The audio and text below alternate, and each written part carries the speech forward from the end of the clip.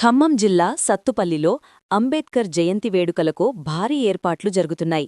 April 14న జరగనున్న doctor BR Ambedkar 135వ జయంతి సందర్భంగా మాల మల్లయోధులు ఘనంగా కార్యక్రమాలను నిర్వహించేందుకు సిద్ధమయ్యారు. ఈ సందర్భంగా స్థానిక సిపిఎం కార్యాలయంలో నిర్వాహకులు ప్రెస్ మీట్ నిర్వహించారు. రేపు జరగబోయేటటువంటి భారతరత్న డాక్టర్ బిఆర్ అంబేద్కర్ 135వ జయంతి ఉత్సవాలను సత్తుపల్లిలో మాల మల్లయోధుల కమిటీ చాలా ప్రతిష్టాత్మకంగా తీసుకొని సత్తుపల్లి మొత్తం కూడా ఎప్పుడూ కనీ విని ఎరిగినటువంటి రీతిలో బ్రహ్మాండమైనటువంటి ప్రదర్శనని చేసి ఆయనకి ఘనమైనటువంటి నివాళులు అర్పించాలని చెప్పేసి నిర్ణయం తీసుకోవడం జరిగింది. దేశంలో జరుగుతున్నటువంటి పరిణామాలన్నిటి మీద కూడా ఒక కవి అన్నట్లు, నేను బద్దలవుతున్న అగ్నిపర్వతాన్ని, నన్నెవరూ ఆర్పలేరు, నేను నడిచే ఖడ్గాన్ని, నన్ను ఏ తాళ్ళు కట్టిపడేయలేవు, నేను నిద్రేసిన పులిని, నా ప్రతి కదలిక సింహస్వప్నం అంటాడు.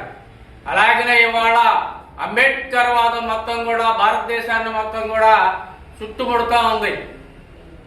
ఇప్పటి వరకు ఉన్నటువంటి అంశాలన్నింటి మీద కూడా ప్రశ్నలు లేవనెత్తూ ఉంది.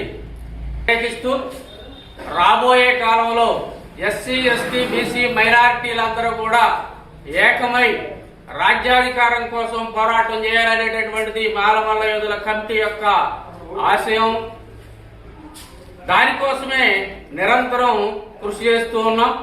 అంతేకాకుండా ఇవాళ సుప్రీంకోర్టు ఇచ్చినటువంటి తీర్పు భారతదేశంలో ఉన్నటువంటి ప్రజలు ఏ మతాన్నైనా తీసుకునేటటువంటి హక్కు రాజ్యాంగం మనకు కల్పించింది.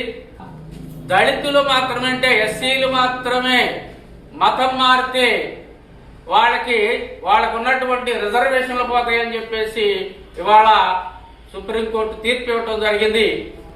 ఆ తీర్పుని వ్యతిరేకిస్తూ ఇవాళ మొన్నటి వరకు మనం ఏబిసిడి రిజర్వేషన్ల కోసం కొట్టుకున్నటువంటి అన్నదమ్ములుగా ఉన్నటువంటి మాలమాదిగ సోదరులందరూ కూడా మేము పిలిపిస్తున్నాం. మనం అందరం కలిసి మన అస్తిత్వాన్ని లేకుండా చేసేటటువంటి ఇటువంటి తీర్పులన్నింటినీ కూడా మనం కలిసికట్టుగా ఎదిరించాల్సినటువంటి అవసరం ఉందని చెప్పేసి పిలిపిస్తున్నాం.